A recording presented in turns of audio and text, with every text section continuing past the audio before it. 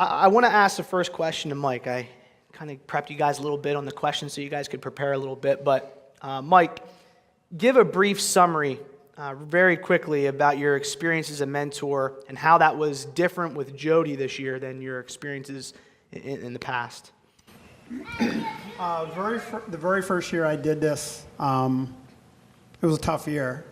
Garrett told me the person that I was working with was going to be a tough cookie. You're right. Very first meeting, 6 o'clock, sitting at a restaurant, 5 or 6 calling and saying, hey, I'm not going to make it. I'm already at the restaurant. I already ordered food. So I was kind of disappointed, being late, losing a book twice, not paying for the book. It was a long process, very wearing. I called Garrett, what do I do? And there was a whole bunch more in between it, and Garrett simply said, you got to lay the law down a little bit. And I said, here's what I expect of you. It got a little better, and then it went back to being bad. Hence, there's no graduation, and I was pretty upset. Remember that I felt like, man, I put my best in, but I kind of felt like a failure, and he talked me through it. This year, as Vinny said, and I'll get into it, I've learned more from this man sitting to the right of me than I have from any man in my entire life. He is remarkable, on time, had his goals set, a wonderful husband.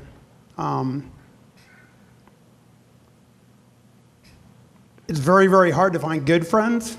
It's almost impossible to find great friends. He became a great friend this year. Didn't expect that. Awesome. So it's been good. Awesome. Jody, explain to everyone why you decided to sign up to be a protege. What motivated you to sign up? What were your goals? What did you want to accomplish?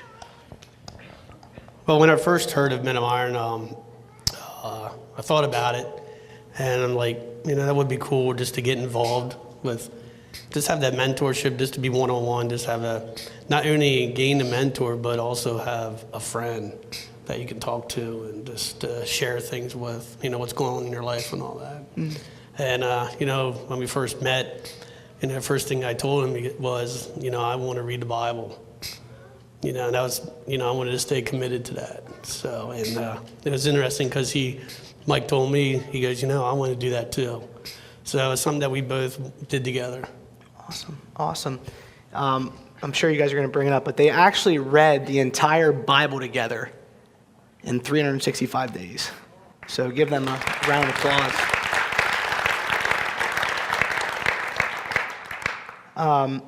Mike, that's what we're going to talk about. You mentioned to me at one point that Jody had a desire to read through the entire Bible in a year.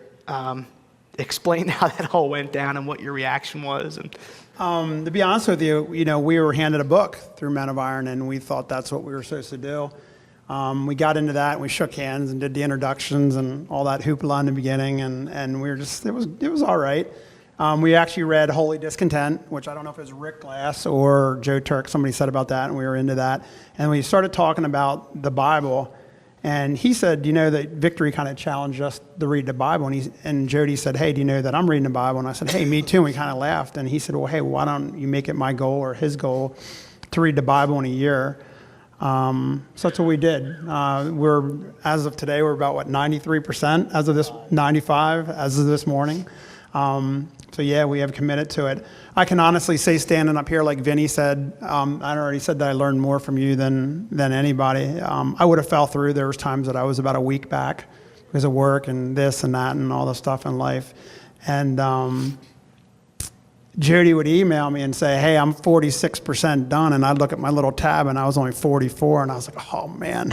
So I was like, that was in my heart, man. And I'm like, all right, well, this is what so anyways, we're all kind of tied up, and there's even little jokes with, he was 93% done, I'm 93.1% done. So every Monday morning he emailed me either a verse or just simply saying, hey, keep reading. And I was kind of like, hey, that's my job to tell you that. And here every week he beats me to the punch. Every Monday, I can honestly say I 1 or 2 Mondays, and I think it's when we were in Israel.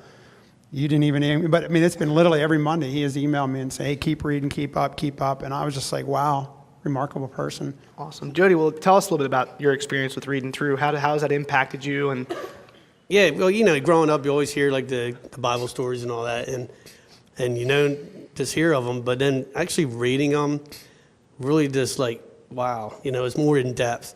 And there's days where I would read something and it's like, okay, I'm done, but I wanted to know more. So I would sometimes jump a day ahead, just go ahead and read that because I just wanted to know what happened next. So it's just really fulfilling, and I always looked forward to it. I always had a certain time when I did it, and I always looked forward to doing that. Awesome. This is for Mike. Mike, you and Jody both decided to take a missions trip with the church to the Holy Land, to Israel. And you mentioned to me several times how Jody inspired you on that trip. Explain that a little bit. A remarkable trip. I was supposed to go to Haiti in March with my old retired pastor and some friends. It got postponed. So my brother-in-law, Joe Turk, and Rick Glass were planning this trip, and I didn't want to go just because they were going. I respected them, but I wanted to pray about it, and here God led me to that. And I walked into the room, and here Jody was there. And I was kind of like, with his health and all that, I'm like, wow, didn't think he was going to go. We didn't even talk about that. And we wound up talking a little bit about it, praying about it. And sure enough, after all the fundraisers and the Easter eggs and all the things we were making, the peanut butter Easter eggs and the money and the fundraising, we had enough money, and here we were off to Israel. I can honestly say I don't know how he still did it, but Rick Glass and Joe and I would be walking, and I'd always be looking back for Jody to make sure he was all right. And I'd look back, didn't see him, and I'd say, Joe, where's the slow poke at now? And Joe would say, he's 80 feet in front of you. And God's honest truth, people. I have never seen this man, for the condition that he's in with his breathing capacity, from hanging basketball poles to painting to working in dust to painting bathroom stalls to, I think he drank water one time the whole week. I mean, he just nonstop. He's like the Energizer Bunny. And I honestly still don't know how he did it, but he just kept going. And I think the coolest thing about the whole thing is somebody said to me in the church, and it was on the leadership team, they said, if you go to Israel, you will not read the Bible in the same way. And to be honest with you, it went in one ear, out the other, and I was kind of like, yeah, whatever. If you go to Israel in the same year and you read the Bible in the same year, it'll rock your life. Awesome. Rocked my life, and it's just been an awesome year.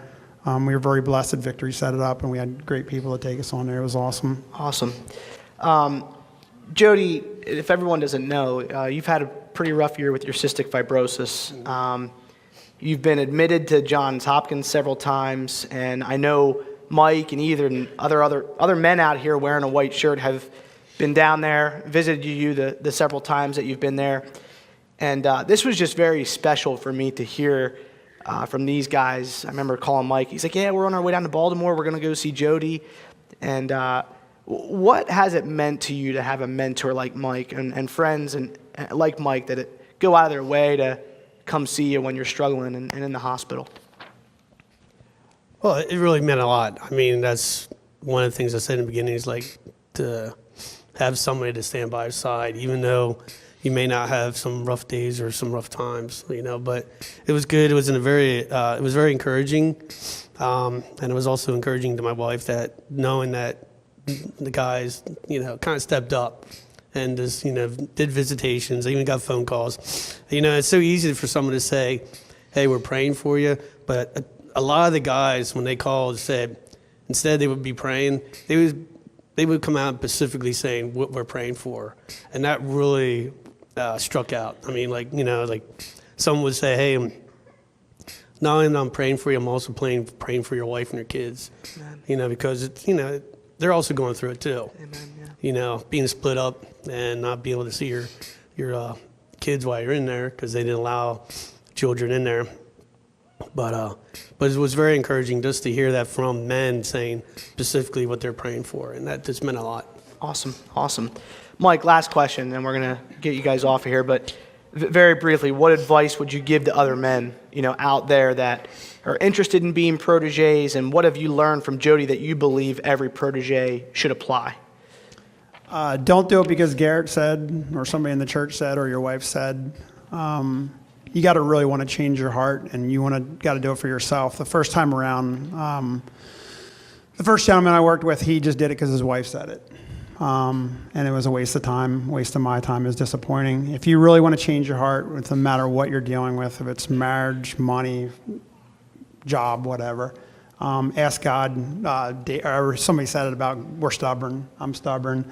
Ask God to unharden your heart, soften it up a little bit, step out of the box and change.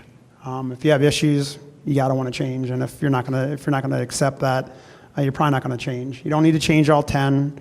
It's not about perfection, it's about direction. I say it 15 times a day to people. It's like the noon line in Lancaster now.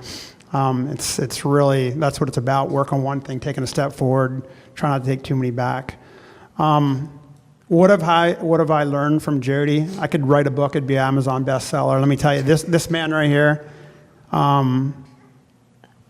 he's a fighter.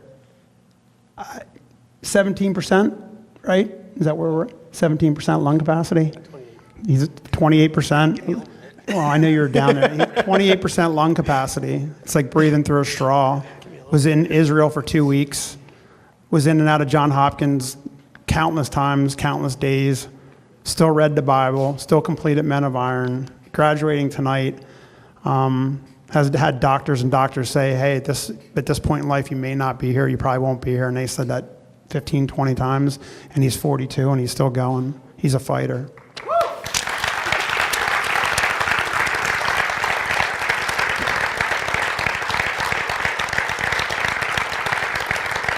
Amen. I don't know about y'all, I'm inspired. I am inspired, and Jody, I want to say thank you, and I just want to congratulate you for the effort that you put forth. Mike was in my ear the whole year, and I was just like, holy cow, man, if we could have 1,500 Jodys at this church, it'd be an awesome church. I mean, we are an awesome church, but it'd be that much more awesome. But I just give these guys a round of applause again.